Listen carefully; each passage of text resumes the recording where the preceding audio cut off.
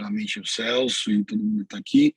Junto comigo também está o Diego como co-host do webinar. Então, Diego e a equipe fiquem à vontade aí para coordenar tanto o chat quanto as interações. A gente vai fazer uma apresentação e discutir um pouco os assuntos das fintechs e do mercado de bancos digitais no Brasil e do cenário que nós vemos hoje, conforme a gente enxerga, e a gente vai aí centralizar eventuais questões e pontos importantes que alguém possa ter ao longo da apresentação para o final, onde a gente pode ali trazer algumas dúvidas e algumas respostas para essas dúvidas, e também falar um pouco mais de forma ampla daquilo que a gente enxerga aqui na Dileta. Então, vou compartilhar com vocês aqui. Esta parte, acho que vocês devem estar enxergando por aí. Perfeito, né, gente? Deixa eu abrir aqui. Então, perfeito. Diego, só me dá uma confirmada aí no WhatsApp, que o pessoal está enxergando bem aí a apresentação e também me vendo aí para acompanhar a apresentação. Eu estou com o WhatsApp aqui, estou com 3 monitores, estou com uma apresentação, um na chamada e um aqui no WhatsApp. Então, dá uma confirmada aí que estiver ok a apresentação. Perfeito. Valeu, Fabiano. Show de bola. Obrigado pelo feedback aí. Então, gente, acho que primeiramente sobre o que a gente vai falar aqui, acho que vale a pena falar um panorama geral do contexto que a gente se encontra aqui na Dileta, o que é a Dileta de forma um pouco introdutória, mas também onde a Dileta Pay se encaixa dentro da estrutura da Dileta, né? Mas a Dileta é uma empresa de desenvolvimento de software que já surgiu há alguns anos, mas que ao longo dos anos veio percebendo uma demanda muito grande por soluções na área de pagamentos, né? Então, aqui na Dileta a gente vem percebendo um aumento considerável dessa demanda por desenvolvimento na área de pagamentos, banking e etc. E a gente começou a olhar para esse setor de forma mais cuidadosa. Então, acho que a ideia inicial é a gente falar um pouquinho dos bancos digitais nessa nova era de negócios, o que pode ser considerado hoje Open Banking, um pouco do conceito de SaaS, né, de Software as a Service, e também de Banking as a Service, e como isso se encaixa na ótica atual, né? E aqui é mais uma ideia de falar sobre esse momento no Brasil, que é muito peculiar, né? No meio da apresentação a gente volta a personificar um pouquinho melhor essa apresentação, no sentido de como a Dileta tem olhado para isso e como outras empresas também têm olhado para isso. Mas antes disso, acho que é bacana a gente discutir isso mesmo, o próprio setor, o próprio momento que o país passa na área de tecnologia de pagamentos e como isso tem se concretizado. E como depois, mais para frente, como a gente enxerga que podemos atuar nesse setor, inclusive vocês, e como a Dileta pode ter um papel importante nisso. Mas, primeiramente, uma coisa muito importante que a gente observa hoje no mercado de pagamentos e de banking, de acordo com alguns estudos, inclusive da PricewaterhouseCoopers, no ano de 2019, mas também outros que apontam na mesma direção, é que a gente encontra o Brasil hoje com aproximadamente 8 a 10% do seu potencial de banking suprido atualmente, né? Ou seja, a gente ainda tem aproximadamente, nas melhores das hipóteses, 90% do mercado inexplorado, né? Ou seja, a cada 10 pessoas, 9 não consomem ou não utilizam ou não são participantes ativos tanto do sistema bancarizado quanto das soluções financeiras, né? E esse é um número considerável se a gente levar em consideração o tamanho da economia brasileira, né? E também da importância do Brasil no cenário global. Então, esse é um número extremamente importante, porque são raros os setores com alto desenvolvimento tecnológico que apresentam um potencial tangível de mercado como esse, né? E alguns fatores podem contribuir para esse número de hoje. Uma das coisas que a gente observa bastante é que os bancos tradicionais, primeiro que o Brasil vem de uma lógica muito concentrativa nos bancos, né? Ou a gente vem nas últimas décadas com soluções bancárias ou grandes players no mercado concentrando grande parte dessa oferta, historicamente, né? O Brasil é uma nação relativamente jovem frente às grandes potências econômicas do mundo. Então, essa é uma tendência que se observa em vários setores, inclusive no setor bancário. A gente tinha até poucos anos alguns players de considerável importância no setor, né? Poucos. E como em todo grande mercado que isso ocorre, a gente observa uma série de ineficiências importantes, né? Ineficiências e produtos que não são necessariamente relevantes para uma grande parcela da população, né? Então, hoje, os bancos tradicionais vêm buscando uma série de mudanças e atualizações para poder oferecer esses produtos e serviços de forma mais rentável e mais pertinente, porém, ainda deixam muito a desejar na sua proposta de valor, né? Ao tentar suprir um mercado tão grande quanto o Brasil de forma agnóstica, muito pouco valor se gera no específico, né? Então, hoje os grandes bancos são muito incapazes de promover valor para públicos muito específicos, né? Então, essa é uma incapacidade que os grandes bancos enfrentam. No Brasil também, por a gente se tornar uma democracia, até, de certa forma, recente, uma economia, de certa forma, recente, a gente observa que grande parte da população não contempla a educação financeira como algo ou que já tenha sido adressado ou que seja importante, né? Então, nós temos uma grande parcela da população, não só com falta de educação formal propriamente, mas quanto mais ainda de educação financeira, né? Ou seja, são poucas as parcelas da população que avaliam o uso, o cuidado e o critério nas suas finanças, quando comparados a países do tamanho do Brasil, com mais tempo de existência, né? Então, é mais um fator que nos mostra a potencialidade desse mercado, né? Que isso vem se alterando, né?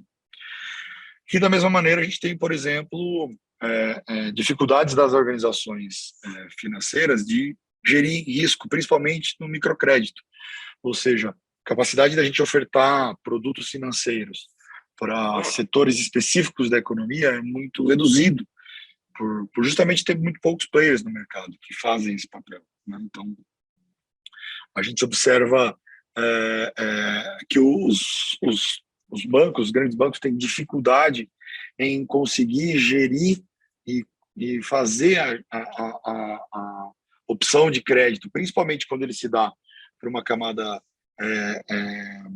com menos poder aquisitivo da sociedade do que no grande público com transações financeiras, com economia, com gasto, né? A gente tem, por isso, uma grande disparidade entre público economicamente ativo e público de fato usuário de contas bancárias e produtos financeiros, né? Até porque o banco hoje tem dificuldade de gerir esse crédito, de medir esse risco, de conseguir conceber qual é de fato o risco de uma eventual vertical ou de um grupo específico de pessoas, né? Então, como a gente colocou, esses 4 pontos são pontos extremamente importantes para a economia de hoje, né?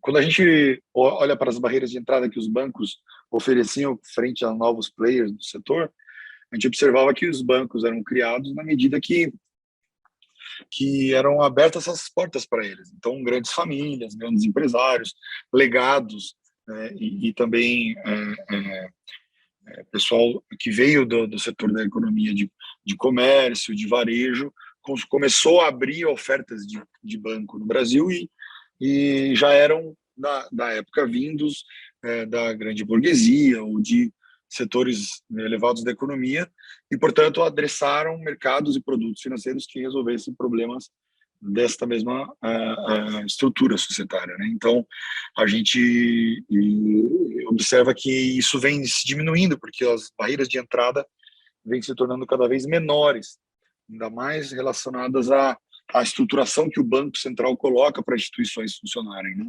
Antigamente, a gente tinha basicamente um tipo de estrutura bancária, que era a instituição financeira, que ali com o aval da assinatura presidencial e o aval do Banco Central podia operar, e somente assim. Hoje a gente já vê uma série de configurações possíveis, né, que começaram a surgir desses pontos que a gente está colocando aqui na apresentação, ou seja, o Banco Central entendendo que 90% da população não é atendida, observando também que os grandes bancos não são capazes de oferecer produtos e serviços relevantes para uma grande parcela da população. A própria população não tem educação financeira para consumir esses produtos de forma rentável e saudável. E também não tem acesso ao microcrédito, pelas organizações grandes não terem capacidade de gerir risco e medir risco.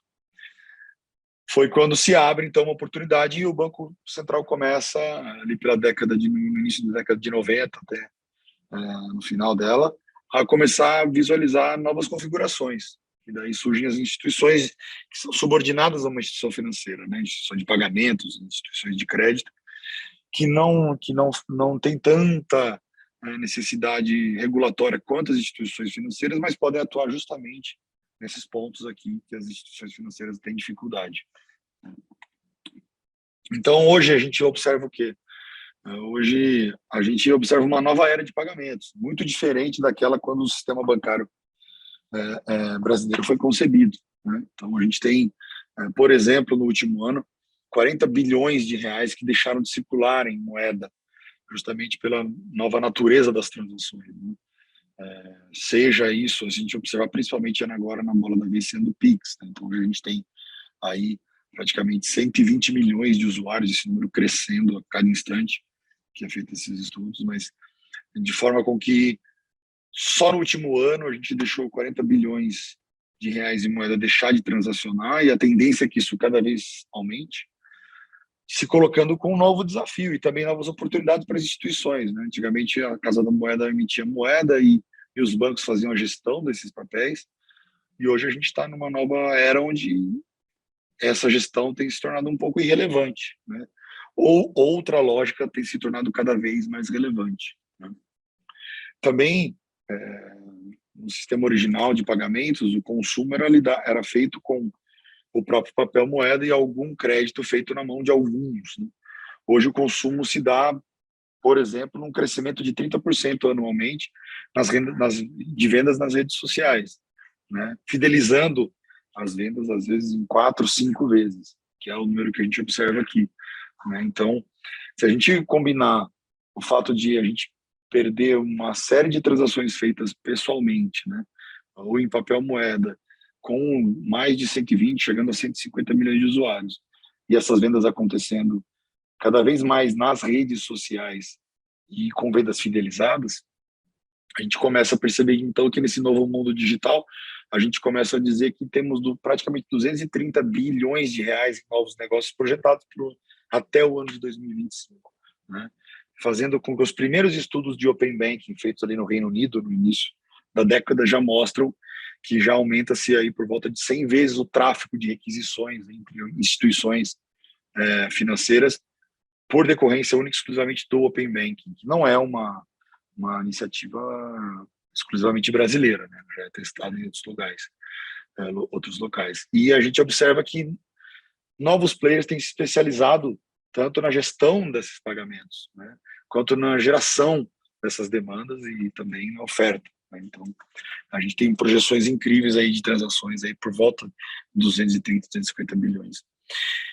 E isso tem sido possível pela tecnologia, né? O aumento da tecnologia. O Brasil já era referência no setor de tecnologia bancária, principalmente no final da década de 80 e na década de 90, principalmente por causa da superinflação e da hiperinflação. Os bancos necessitavam ter desenvolvimento tecnológico para acompanhar e para que as pessoas não perdessem poder de compra e que existisse uma mínima paridade de poder de compra no longo do tempo.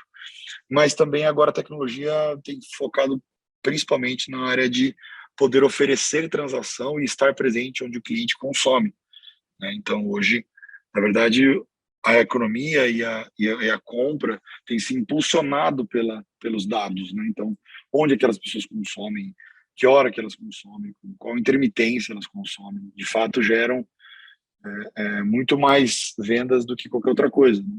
Então, hoje a gente já projeta que os pagamentos móveis, por exemplo, nas aplicações móveis, representarão praticamente 3 trilhões até 2024. Ou seja, tantos os bilhões que deixaram de circular, os novos usuários com Pix, o crescimento das vendas nas redes sociais e a fidelização desses pagamentos, gerando novos players, só é possível através do aumento da tecnologia, né? Então, é somente a tecnologia que é capaz de escalar e orientar para onde esse setor vai, né? Então, quando novos players tentam participar desse setor, participar dessa nova economia, ou participar desse novo caminho, eles encontram algumas dificuldades. Então, e aqui não é só os grandes bancos tradicionais que enfrentam todas essas dificuldades aqui, mas principalmente players de pagamento, ou fintechs, ou arranjos novos de pagamentos e instituições enfrentam muitas dificuldades, mas elas podem ser, em tese, categorizadas essas 5 macro dificuldades. Principalmente, primeiro, na área de tecnologia. A tecnologia no setor bancário e de pagamento ele foi sempre muito reativo, né? E não muito proativo. Ou seja, ele existia para resolver e potencializar algumas coisas, algumas funções e fluxos que os bancos já tinham, né? Contagem de nota, compensação de cheque, saque, etc. E hoje em dia essas coisas são consideradas commodities, principalmente quando elas lidam com áreas da economia que estão cada vez mais irrisórias, quanto o próprio papel moeda, o próprio cheque, enfim, são tecnologias, por mais offline e analógicas que sejam, caindo cada vez mais no desuso. Então a tecnologia ela começa a se tornar muito mais proativa. Então, ou seja, como os bancos conseguem usar a tecnologia para não perder aquela parcela de mercado, né? E novos players também. Hoje, se você quiser se tornar uma fintech, um meio de pagamento, enfim, inevitavelmente você vai ter que lidar com a questão tecnológica. Será que eu preciso de um aplicativo? Será que eu preciso me integrar com outros serviços de análise de risco? Será que eu preciso criar novas carteiras? E da mesma maneira o regulatório.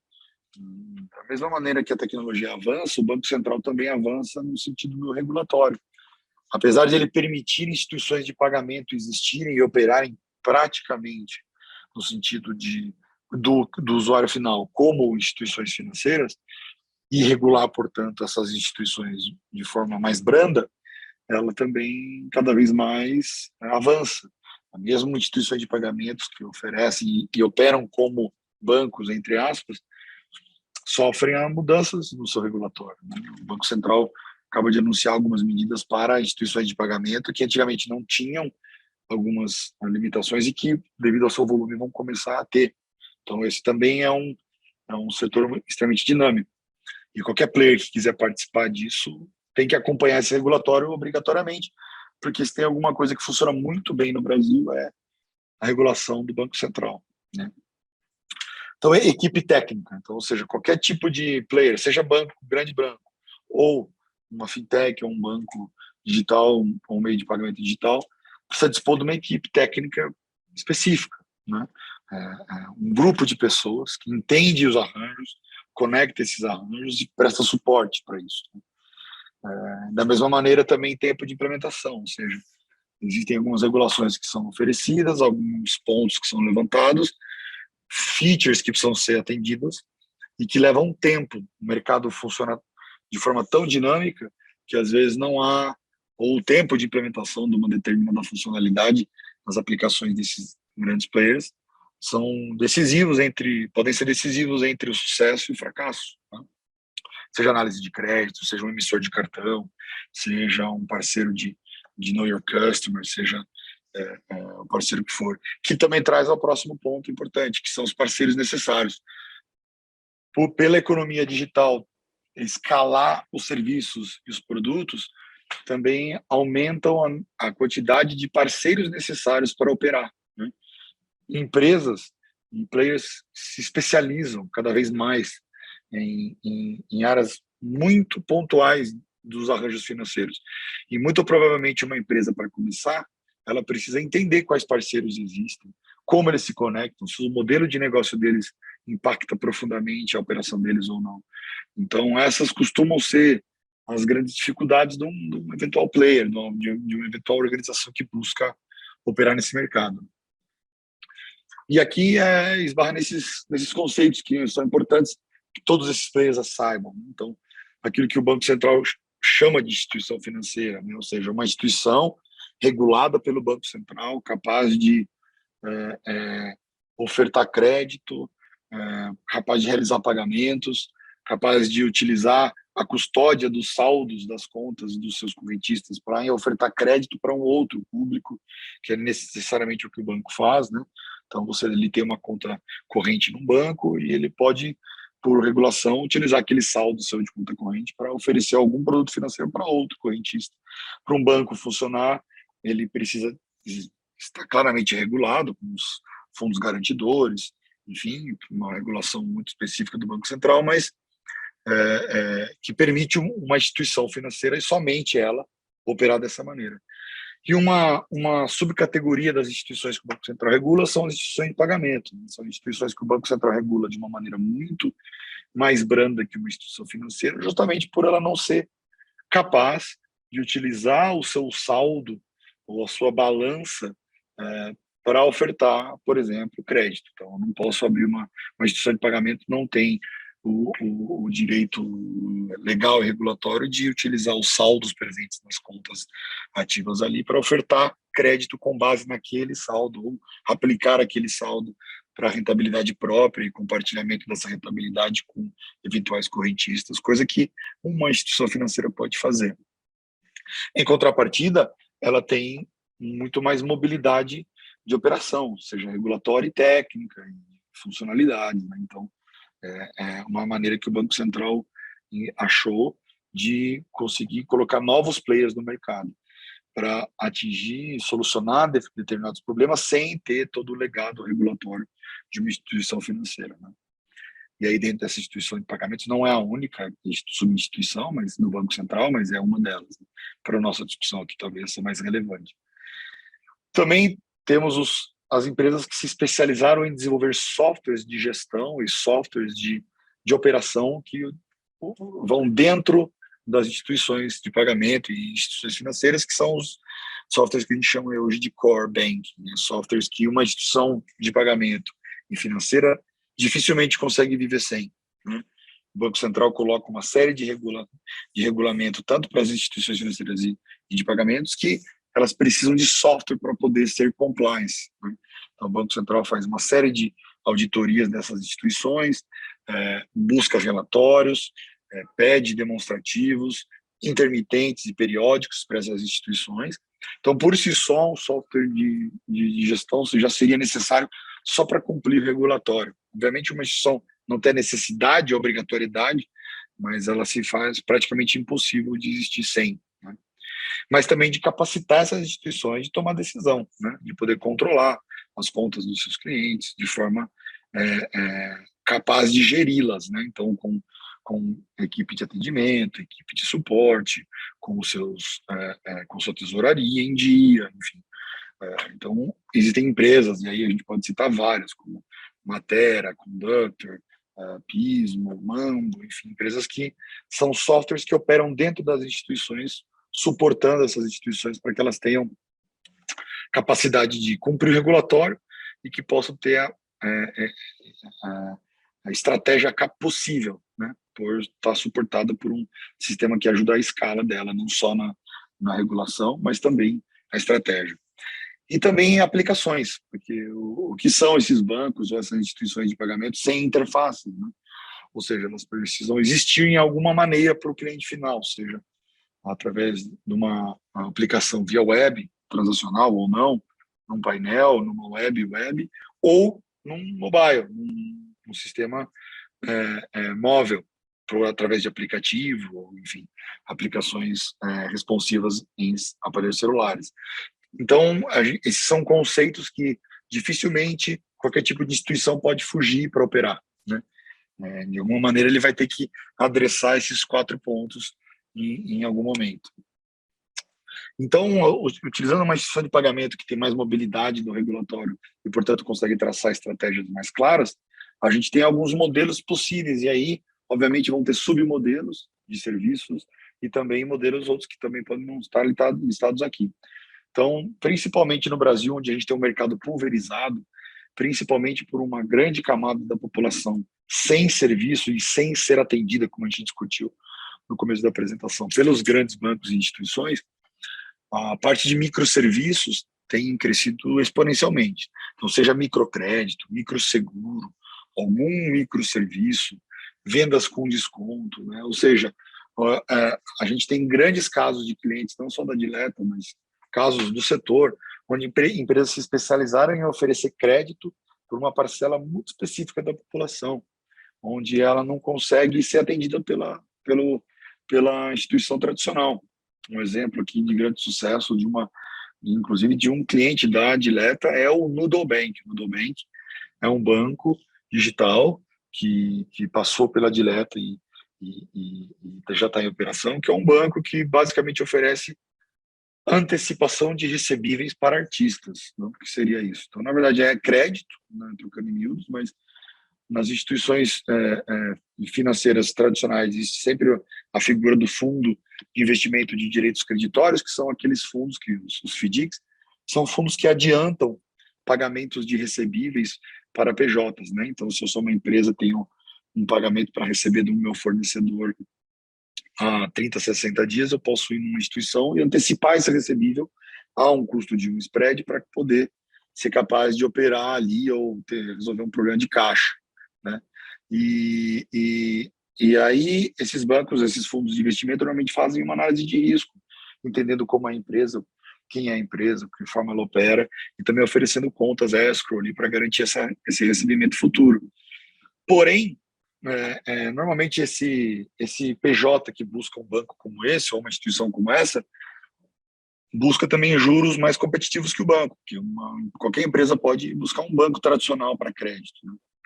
Mas esses fundos oferecem créditos a preços menores ou a juros menores por garantirem numa nota fiscal e num contrato o recebimento de um determinado fornecedor.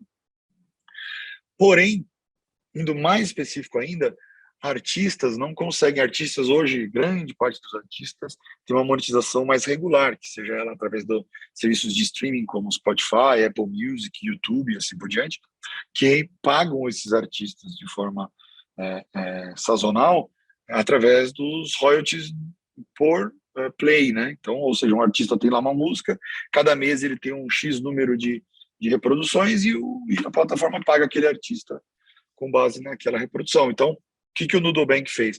Ele gostaria de antecipar os recebíveis do artista com base no histórico de reproduções que ele tem em determinada plataforma. Então, é um microcrédito, porque visa atender uma grande base de artistas que não poderia chegar, por exemplo, no Itaú, ou até mesmo no Nubank da vida e pedir crédito com base nos views do YouTube dele, mas agora ele pode, porque existe um player específico que entende o negócio, entende o setor, e entende o artista porque é artista, fala a língua dele, está inserido no setor que ele está, né? E, portanto, consegue ofertar para ele algo que um banco não consegue, né? Ou até mesmo uma instituição de pagamento mais moderna, como o Nubank ou o PicPay. Então, esse é um grande exemplo, um grande sucesso, e também um abraço aí para o Igor, CEO, que acreditou também na Dileta no início, e se estiver aqui com a gente, se não no futuro, quando a gente disponibilizar, um grande abraço. É um grande caso, entre outros que nós temos aqui, de empresas que oferecem crédito de forma específica, nichada, e que possibilitam uma venda que antes não existiria, né? Então, se você pensar um artista mediano ali, que não tem, que não é um grande player do setor, e ele não teria como buscar acesso a crédito utilizando o ativo que se tem, que é o artista e a sua música, teria que buscar de alguma outra maneira, pegar um consignado ou um empréstimo propriamente dito, exclusivamente por taxa de juro, ele teria um problema enorme de rentabilidade, né? E poderia se complicar muito bem. E normalmente numa economia tradicional, um artista tem muita dificuldade de comprovar a renda, né? Então, quando vem um banco como o Noodle Bank, depois o pessoal pode escrever no chat aí, o Diego e a Samantha aí, para o pessoal que está com dúvida, é, é, sabe a língua do cliente, né? E aí, portanto, pode fazer uma gestão de risco que antes não era possível, né? Inclusive, eles fazem antecipação de recebíveis e também fazem antecipação de ingressos, né, para determinados shows. Então, se um artista vai lá, vende uma determinada um determinado número de ingressos para um determinado show, ele pode antecipar aqueles ingressos para justamente poder tornar o show possível. Uma coisa que para o setor artístico era óbvio, mas o banco não tem a menor visualização disso, né, para esse público. Seguros também, microseguros, seguros de equipamentos, serviços em geral, que podem surgir justamente de saber falar a língua nichada do público, né? Então, o que a gente percebe hoje é que uma série de modelos são possíveis, no modelos que acompanham a capacidade das instituições de falar com o seu público, né? Antigamente você tinha a instituição bancária, a instituição financeira, que era detentora da receita, detentora da riqueza, e, portanto, ela emprestava e a sua revelia ao seu custo. E ela fazia uma análise própria daquilo que ela enxergava como de alto risco ou baixo risco. Então, através da configuração que temos hoje das instituições, tanto de pagamento, quanto financeiras, quanto tecnológicas, permitem que outros agentes possam ser agentes importantes na transformação da oferta de crédito e de serviços e etc. Por exemplo, como economias em taxas transacionais. A gente já viu aqui casos em grandes bancos, tanto bancos como Santander, Bradesco, Itaú, operarem taxas de PIX, por exemplo, extremamente abusivas. Para uma PJ receber por PIX 3, 4, 5, 7, 11 reais, a gente já viu aqui. E aqui, às vezes, até taxas fixas acrescidas de uma porcentagem da transação, né? Ou seja, é um banco, uma instituição buscando operar da maneira que ela operava anteriormente, quando cobrava por TED, quando cobrava por DOC, que era a única maneira de se transacionar no sistema brasileiro de pagamentos. Então a gente tem muita empresa hoje se especializando em Pix, ofertando Pix a 50, 60, 70 centavos para PJ, ou às vezes até bonificando, como é o caso de algumas instituições, como o Nubank e outras instituições, que provisionam ali 70, 100, 150 milhões no ano para custear essas taxas e penetrar no mercado de forma efetiva, né? Outros modelos são fidelização, ou seja, nem sempre uma instituição tem objetivo final de ser uma instituição de pagamento, mas ela busca potencializar o seu ticket médio. Então, às vezes você tem um e-commerce, ou às vezes você tem um software de serviço, uma plataforma de algum serviço online que, ofertando uma conta digital, simplesmente por ofertar essa conta digital, mantém o cliente na base. E aí potencializa a venda de produtos e serviços que ela faz atualmente, né? Então, se eu pegar um exemplo de um cliente que possa ofertar lá, por exemplo, uma consultoria financeira para um grupo de PJs, mas se ele também ele cobra ali por consultoria 500, 700, 800 reais por consultoria, e ele já tem uma base de clientes que ele atende, porém ele percebe que se ele oferecer uma conta digital e aquele PJ dele começar a transacionar por ali, ele pode começar a vender serviços específicos para aquele público, né? Seja porque ele vai conhecer a operação daquele cliente que vai transacionar dentro da própria plataforma, né? Então, você não só mantém o cliente dentro da base, oferecendo um produto específico, mas aumenta o ticket médio. Ele pode comprar mais consultoria, por exemplo. Ele pode pode fazer um plano mensal de consultoria. Ele pode fazer uma cobrança mais regular dentro do ecossistema, né? Então, ele acaba fidelizando aquele cliente. E essa tem sido a grande maioria, né, de casos nesse setor. Associações de cobranças, né?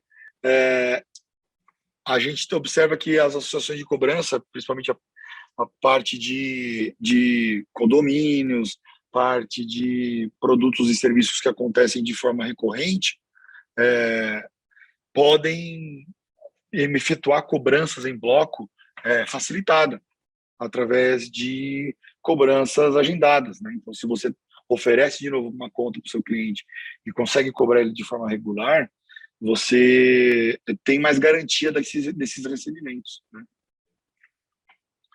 Então, E aí também a gente pensa que alguns modelos podem se encaixar dentro da bancarização dos serviços atuais, né? Então a gente tem casos aqui de clientes que ofereciam crédito para empresas, clientes de si, mas que não tinham visualização do transacional desse cliente, né? Que ele tinha lá, por exemplo, uma conta no Bradesco, uma conta no Itaú, uma conta no Santander, né? Então, por ele ter uma conta digital com o próprio cliente, ele começa a poder ter uma visualização do fluxo de caixa, por exemplo, do que o cliente tem. E aí começar a oferecer crédito de forma mais rentável e relevante, né, para a base atual dele. Então é aí que o DiletaPay Suite vem. Então, quando a gente observa, e aqui agora falando mais especificamente de como a Dileta busca isso. A Dileta, observando esse cenário que foi passado até agora, que foi pintado aí para vocês, estou acompanhando o bate-papo aqui, beleza? Observando esse cenário, a Dileta percebeu que existia uma série de dificuldades, tanto tecnológicas, então, muitos clientes não sabiam ou não conseguiam utilizar a tecnologia para operar, ou no regulatório, é uma montanha e uma curva de aprendizado muito grande para alguns players poderem participar. Eles não sabiam como se enquadrar se dentro de uma instituição financeira, se dentro de uma instituição de pagamento. Então, existiam muitas perguntas e o surgimento de muitos players nesse setor. Então, hoje a gente ouve muito o tema Open Banking, Banking as a Service, Software as a Service, mas muita gente diz aquilo que não sabe exatamente o que está dizendo, por esse setor ser muito novo. Então, Banking as a Service não existia até 3 anos atrás, por exemplo. E hoje a gente buscar esse termo online, nós vamos encontrar uma série de chamadas que muito pouco tem a ver com utilizar um banco como serviço. Então, normalmente é um aspecto ou só da aplicação, ou só da parte regulatória, ou só da parte de cartão. E a gente percebeu que esse mercado era muito pulverizado. E os players, as pessoas que gostariam de participar, seja oferecendo crédito, seja bancarizando o seu setor, seja verticalizando as operações, aumentando a base, fidelizando o cliente, aumentando o ticket médio, precisavam lidar com pelo menos 15, 20 provedores de serviço. E aí, portanto, muitas vezes não conseguiam operar por essa razão. Então, a Dileta, percebendo isso, criou uma spin-off da própria Dileta, né? Uma empresa controlada pela própria Dileta, chamada Dileta Pay. E nela, a gente resolveu desenvolver todos os serviços que podem estar relacionados a esse setor. Então, o Dileta Pay Suite, na verdade, é uma plataforma que consegue oferecer, dentro de tudo aquilo que é necessário hoje, minimamente, para um negócio operar, encontrar em um lugar só, sem precisar falar com uma enormidade de provedores de serviço, né? Então, sem que fala, puxa, Maurício, eu tenho um PDV, ou eu tenho um RP, eu quero oferecer uma conta para o meu cliente. Puxa, mas com infraestrutura eu vou ter que conversar com uma empresa X. Regulatório eu vou contratar uma consultoria. Para fazer um aplicativo mobile eu vou atrás de uma desenvolvedora de software. Como eu faço o KYC regulado pelo Banco Central disso, não vou ter que ir atrás. Pix, eu vou ter que conversar com alguém para poder oferecer Pix. A segurança disso, que Deus me acuda, porque eu não faço ideia como fazer isso. Integrar com o sistema que eu tenho aqui hoje, ou com o fluxo que eu tenho aqui hoje, eu preciso conversar com uma outra empresa. Se eu quiser ver uma aplicação web, eu preciso conversar com outro provedor. Se eu tiver que colocar cartão dentro desse arranjo, emitir um cartão bandeirado, com as transações refletindo nessa operação, vou ter que falar com outro jogador, um jogador de cartão. E dashboard, se eu tiver que poder avaliar aqueles dados, eu vou ter que criar daqui, vou ter que contratar uma equipe para puxar esses dados de alguma maneira do back-end e colocar aquilo de uma maneira que me possibilite o mercado, enfim. Então, eu acho que a Dileta percebeu que essa era uma dor do setor como um todo. E pouco a pouco nós fomos criando uma solução que engloba tudo isso, onde um cliente potencial não precise falar com uma centena de provedores. Porque, veja, cada área e setor desse slide da apresentação, por sua vez, tem 10 a 20 provedores daquele tipo de serviço, né? E não só isso, mas exige gestão, né? Porque uma coisa é você conversar com a empresa da área, discutir o projeto e discutir e pagar, fazer o modelo de negócio parar em pé e pôr em prática e gerir a entrega e o funcionamento disso tudo, né? Então, foi por isso que a gente criou o Dilata Pay Suite, onde a gente engloba todas essas áreas do que podem se relacionar com banco digital e plataforma, e em um só lugar, concentrando a conversa, concentrando a negociação, concentrando a usabilidade, a funcionalidade numa empresa só. Então, o que é a Dilata Pay Suite? Trocando em miúdos, é uma plataforma white label, que transporta ou que transforma, melhor dizendo, a sua empresa numa fintech, utilizando a tecnologia. Então, a gente combina uma instituição de pagamento e algumas instituições de pagamento dentro do serviço, e acoplado a tudo aquilo que exige de software para isso funcionar, né? Então, uma instituição de pagamento regulada, regulamentada, preparada para atender, plugada dentro de um software, hoje, transacionando aí perto de 1,5 a 2 bi mês no ecossistema, capaz de suportar toda essa estrutura, né? Com as funcionalidades que a gente colocou aqui, né? Então, tendo ali capacidade do cliente fazer um KYC ou um onboard através do mobile, utilizando essas informações através de um KYC de um parceiro antifraude e de liveness, enfim, de asseguramento de que aquela pessoa é de fato quem ela é, tudo isso com muita segurança, muita clareza de operação, né? Seja pela web, seja através de cartão, e depois oferecendo tanto a infra quanto o regulatório, mas um dashboard lá na frente, capaz do gestor tomar a decisão, né? Então, ele tem uma abertura de conta facilitada, seja PJ, seja PF, né, na aplicação. Então, ele consegue ali...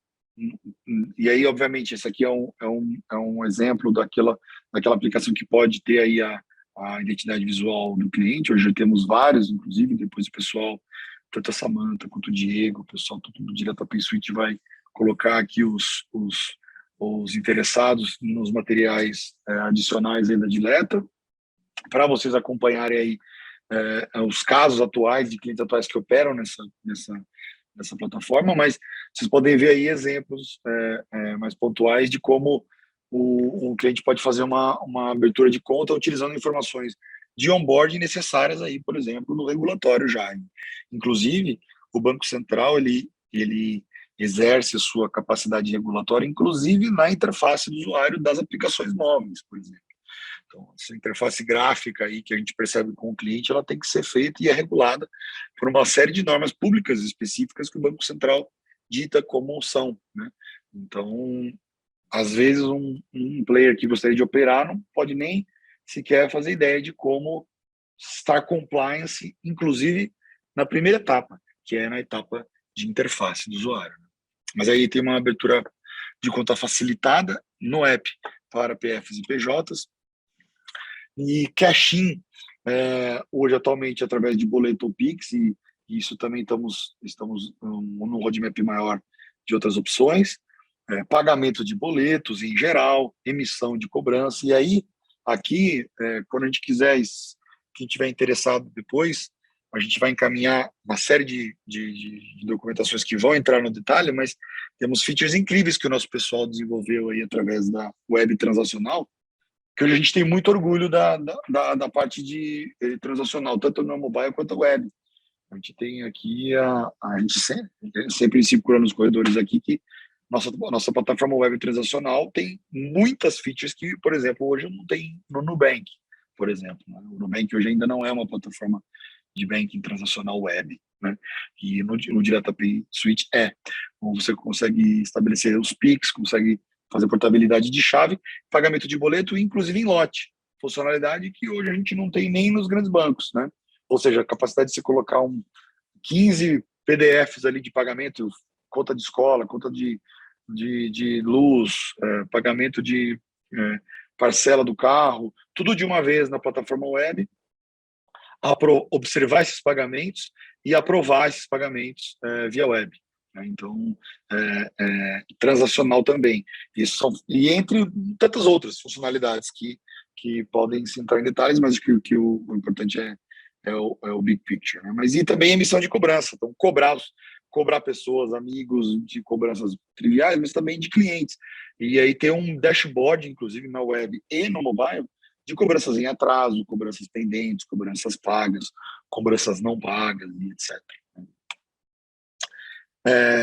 E não só isso, mas também consultas variadas. Então, na área da aplicação, e aí quando eu falo aplicação, eu estou levando em consideração não só a aplicação mobile, mas a aplicação web também, que é acompanhamento dos status desses pagamentos. Né? Hoje em dia a gente tem as cobranças avançadas, o Pix cobrança, onde a gente pode colocar uma cobrança com data de vencimento, com multa específica para uma pessoa, data de vencimento, se ela está em atraso, pode uma lógica de multa ser aplicada, e isso tudo através do Pix. Então, você pode, inclusive, sair ali do modelo de cobrança via boleto, que pode encarecer muitos modelos de negócio. E a cobrança avançada pelo Pix pode viabilizar muitos negócios. Né? E isso é uma funcionalidade do Switch hoje. Também é possível gerar, muita pergunta de clientes, gerar contas com o mesmo, múltiplas contas com o mesmo CNPJ, às vezes a empresa quer ter algumas contas específicas e múltiplas, cadastros de clientes através dessas contas e também emissão de cartão de crédito pré-pago. Isso aqui é muito importante, porque a gente acoplou dentro da nossa solução a capacidade de emitir cartão de crédito para o usuário final, e esse cartão de crédito é um cartão de crédito pré-pago. Ele funciona na função crédito, mas ele usa na prática como débito. E isso é uma vantagem, porque um cartão de débito tradicional, ele não é capaz de ser colocado em muitos e-commerces, muitos serviços de streaming ou serviços como Uber, como Mercado Livre, como iFood, etc. Né? E o cartão de crédito, ele passa por mais camadas de segurança, ele permite o usuário a utilizar esses players de cobrança. E ele também é bandeirado, né? E avisa. Então, o cartão de crédito possibilita o cliente não precisar carregar esse cartão, porque, na verdade, ele é recarregado, entre aspas, com o saldo que o cliente tem atualmente na conta. Então, se o cliente tem lá R$1.000, R$2.000, R$3.000 na conta dele, aquele cartão funciona na função crédito no tanto de saldo que ele tiver. E ele também pode criar cartões virtuais no aplicativo. Né? Então, se ele não quiser emitir um cartão, ou aqui, sobre a ótica do PJ, se você quiser criar um banco onde você não possibilite ele criar um cartão físico, porque isso pode representar um alto custo para você, porque a emissão de cartão físico tem um custo elevado, né? Então, o cartão, você pode, como PJ, direcionar para que ele crie somente o cartão virtual, que já possibilita ele transacionar na web, já possibilita ele usar nas plataformas, nos serviços e nos e-commerces com segurança, porque aquele cartão virtual pode ser criado e cancelado a qualquer instante e sem custo nenhum, tanto para a pessoa física e jurídica que cria o cartão, quanto para a pessoa jurídica dona do banco, né, propriamente dito. Então, isso também possibilita modelos onde você não precisa nem colocar uma alocação de recurso para criação de cartão. Ele pode ser simplesmente virtual. Né? Alguns clientes nossos utilizam cartões exclusivamente virtuais, por esse motivo. Pelo menos inicialmente, quando o número de contas ainda é muito baixo. Né? E também relatórios. Muitos clientes sempre se preocupam como gerir esse banco. Se vai ter ali 1.000, 2.000, 5.000 contas, para alavancar, seja o seu modelo atual, seja fidelizar o cliente, oferecer microserviços, mas isso não seria possível sem um dashboard de relatórios e de acompanhamento de movimentações, até para você oferecer atendimento nível 1 para o seu cliente. Né? Então, se eu tenho um Maurício Pay, utilizando o Dileta Pay, e aí eu tenho lá toda a listagem dos meus clientes, eu quero saber se um determinado cliente está transacionando, quanto ele está transacionando, se ele teve alguma dificuldade. Se ele tiver alguma dificuldade em me acessar, eu posso entrar na conta e observar as movimentações, entender melhor como aquilo funciona, sem precisar necessariamente acessar a equipe de suporte da Dileta, que é uma equipe que funciona direto, mas que te dá a possibilidade de você agir. Então, você pode criar vários filtros ali, analíticos e sintéticos, de movimentações ao longo do histórico que você já opera. Então, quantos PICs o seu arranjo fez, quantos TEDs foram emitidos, quantos celulares foram recarregados, quantas transações por cartão foram feitas, né? Isso possibilita uma série de modelos e resposta para que você possa oferecer a tua oferta de produto ou serviço utilizando o sistema bancarizado. Então, você tem um acompanhamento das movimentações dos clientes, seja para escalar teu produto, né, ou seja para oferecer mais produtos. Junto com isso, a gente colocou um monte de configurações, que na verdade é um grande salve para a equipe toda do PI, a equipe toda técnica, que a gente tem muito orgulho desse serviço, que é a parte de web admin, para o usuário master, gestor das contas do banco, né?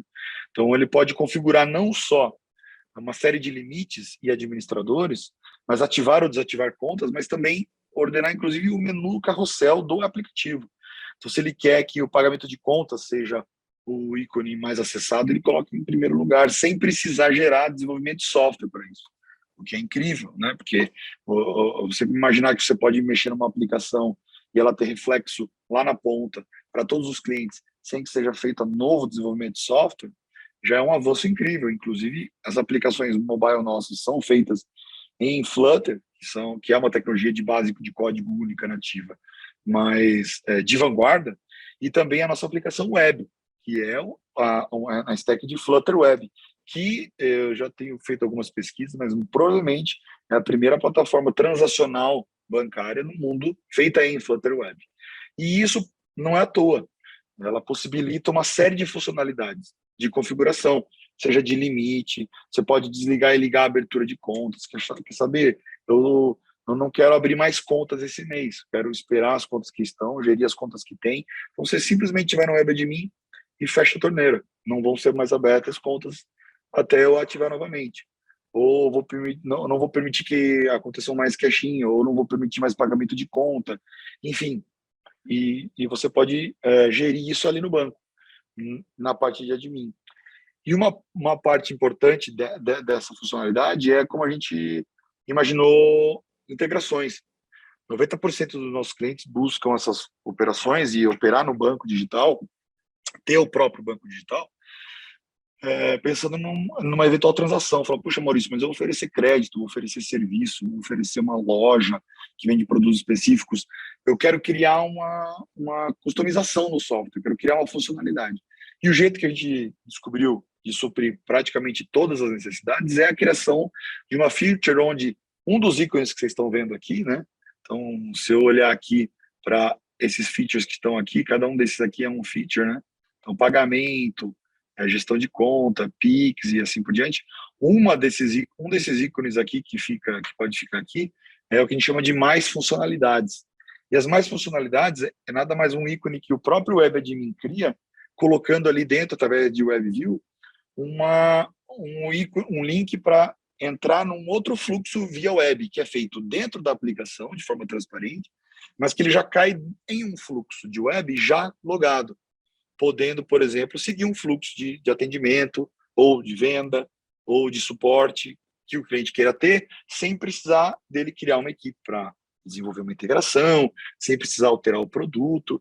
Obviamente que eventuais dúvidas que vocês possam ter específicas sobre essas funções, fiquem à vontade, a gente vai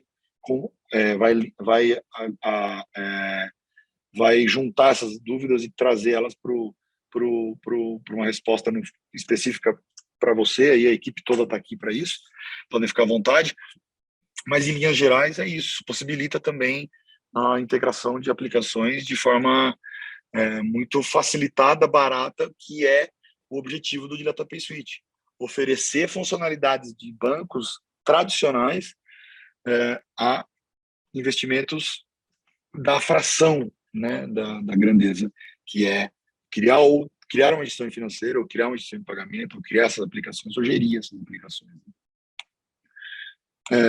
Então, que benefícios que a gente observa em linhas gerais? A gente observa uma série de possibilidades de se diferenciar no mercado. Então, se você opera num setor onde oferecer uma conta digital potencializa o seu setor atual de vendas, você já está muito à frente dos seus concorrentes, né?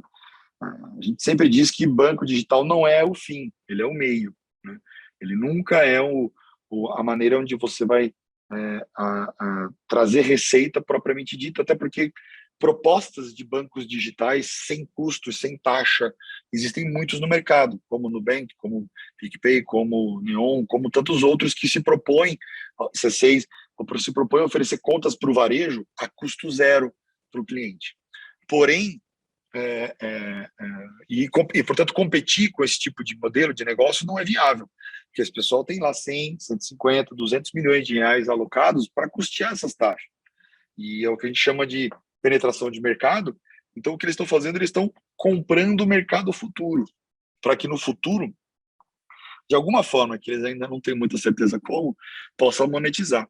Porém, o que a gente está falando aqui não é isso, não é competir com esse público, né? Então, se um cliente sempre vem para a Dileta aqui e fala, viu, eu estou vendo o Nubank, está dando super certo, eu quero fazer igual, quero ser igual e competir com o Nubank. Isso normalmente não é uma boa ideia, a não ser que você tenha uma estratégia de penetração de mercado de 3, 4 anos e alguns milhões alocados para custear esse mercado até lá. E é, portanto, lá buscar rentabilidade, né? Mas o objetivo do Dileta Pay Suite não é esse. O objetivo é oferecer possibilidade de setores oferecerem produtos e serviços que os grandes bancos não conseguem. Então, por exemplo, no caso do que eu citei do Nubank, de tantos outros aqui, como o Inovante, que também é um banco cliente nosso em distribuição de combustíveis, é poder operar através de PIX com valores mais altos do que bancos tradicionais, porém, por razões óbvias, eles oferecem produtos e serviços que não estão nos bancos tradicionais, né? Então, se eu ofereço, por exemplo, uma antecipação do recebível de um streaming do qual eu sou o artista, eu posso cobrar uma taxa de transferência muito mais elevada desse meu artista do que um banco tradicional cobraria, porque eu ofereço para ele junto um serviço que lá não existe, né? Ou eu posso oferecer para ele um crédito ou a compra de um produto e um desconto na compra desse produto, apesar de cobrar taxas transacionais dele maiores do que o banco tradicional, mas esse produto que eu ofereço para ele não está disponível nas outras estruturas. Então, isso possibilita uma série de produtos e serviços que não são capazes de existir no modelo tradicional, né? E também ele traz uma lucratividade interessante do revenue share. Tudo aquilo que a gente está falando aqui, seja no uso do cartão emitido por você aqui na Dileta Pay, seja por recarga de celular, seja por pagamento de boleto, você compartilha dessa receita, né? Então, cada boleto que um cliente do seu arranjo todo, se você tem 150 mil clientes nas suas contas, 150 mil contas dentro do seu arranjo, cada TED, cada PIX, cada transação no cartão, cada recarga de celular, cada pagamento de boleto, você recebe um valor específico, que varia, a gente tem aqui as ofertas, a gente entra em detalhe depois, mas você compartilha dessa receita, como enquanto banco, né? Por exemplo, no cartão, o que a gente chamava de interchange, e na recarga de celular ou na venda de produtos, na venda de serviços, né? Outro benefício importante que a gente já citou aqui é justamente a fidelização. Então, você começa a poder criar um ecossistema e uma rede sólida de parceiros que podem envolver uma série de players, de clientes, fornecedores, funcionários, prestadores de serviço. Então, a gente tem casos aqui onde um PJ é o dono do banco, mas o cliente daquela PJ tem conta para poder pagar o serviço desse fornecedor, o fornecedor também tem conta para poder cobrar o cliente, e nesse arranjo interno não há praticamente custo de transação, porque nem sequer PIX está sendo feito, né? Está sendo feita transação dentro do próprio arranjo, né? E um fato curioso é que a gente já tem uma conta digital aqui na Dileta, a gente vai começar agora a utilizar, eu já uso, o Michel também aqui, o CEO da Dileta também já usa para transacionar internamente. Então a gente vai começar a pagar boa parte dos nossos funcionários através dessa conta digital que a gente criou aqui, fidelizando o funcionário, de repente podendo oferecer parceria com empresas de crédito para poder oferecer crédito consignado, ou enfim, ou simplesmente pelo prazer de utilizar a própria aplicação e o ecossistema para uso próprio. E às vezes, não menos importante, mas às vezes menos óbvio, que é a própria economia com tarifa bancária. Hoje o Dileta Pay Suite, por exemplo, tem um custo de Pix atualmente de 30 centavos. Então, isso, para uma PJ, poder receber via Pix ou cobrar via Pix, pagando 30 centavos, por si só, já resolve uma série de problemas, né? Porque tem muitos PJs hoje pagando até o máximo que eu já vi foi 11,90 para realizar um Pix, né? E com valores não só fixos, mas também é, no variável de transação, né? Então, muitas vezes só por isso a gente é capaz de trazer valor, simplesmente economizando tarifas bancárias no caso do Pix ou do pagamento de boleto, né? E se você faz o item anterior, que é uma criação de um ecossistema capaz de conectar clientes, fornecedores, funcionários e prestadores, você tem uma economia incrível porque você é dono do arranjo.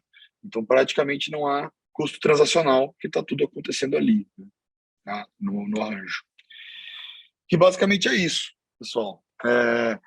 Eu gosto muito desse slide aqui, porque ele mostra, em linhas gerais, bastante a estrutura daquilo que compõe a solução da DirectPay. Se você tem alguma dúvida, se vocês têm um questionamento que a gente pode escolher ou responder no específico para vocês, a gente vai no nosso site, diletapay.com.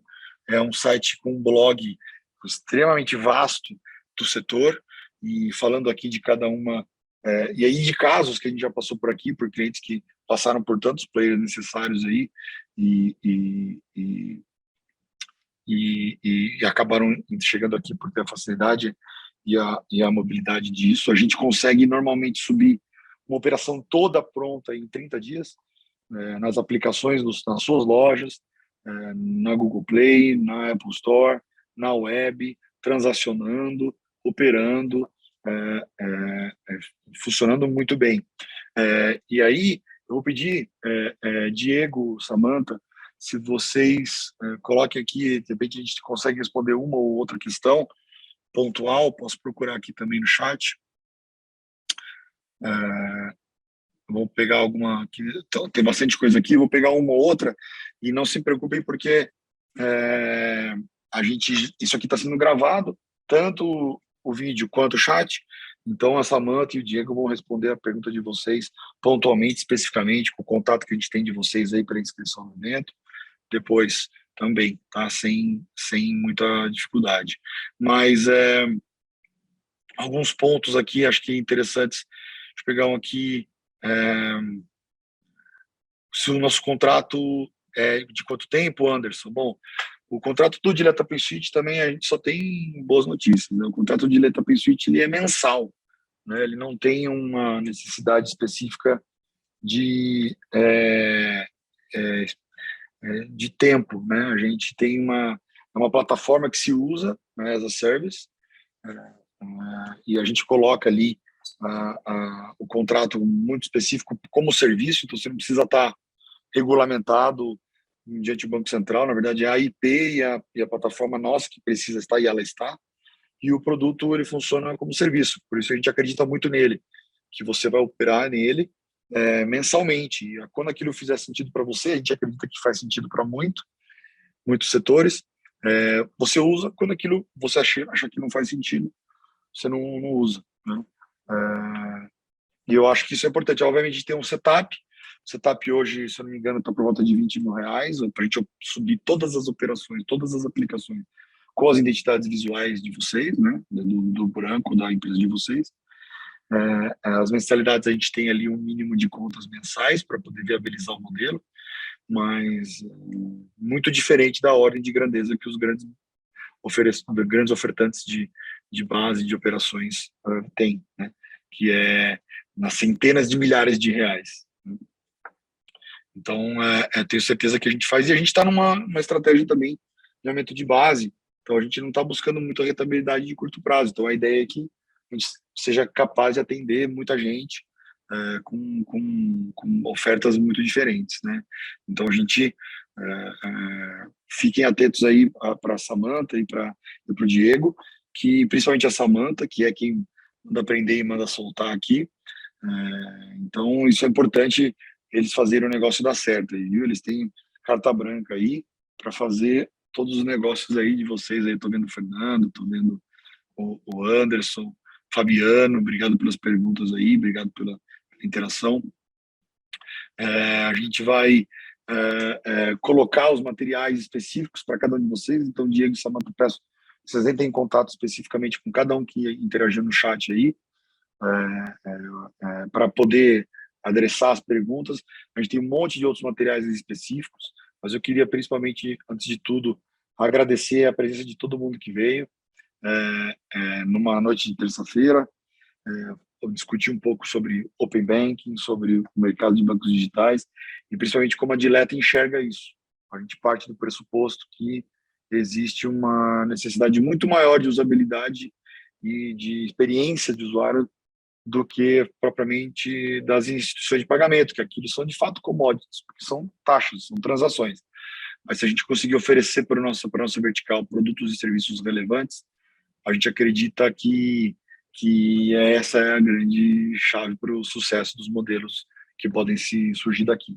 Então, agradeço a equipe toda aqui, primeiro do Dileta Pay, na pessoa do Piaia, do Fernando, do Renato e de todo mundo que está aqui, do Jaco, do Diego, da Kelly, da Samantha, todo mundo que está presente aqui ajudando e que tornou esse produto capaz. Também agradecer o pessoal do MB, que possibilitou a gente fazer um primeiro webinar. Com certeza terão outros com convidados.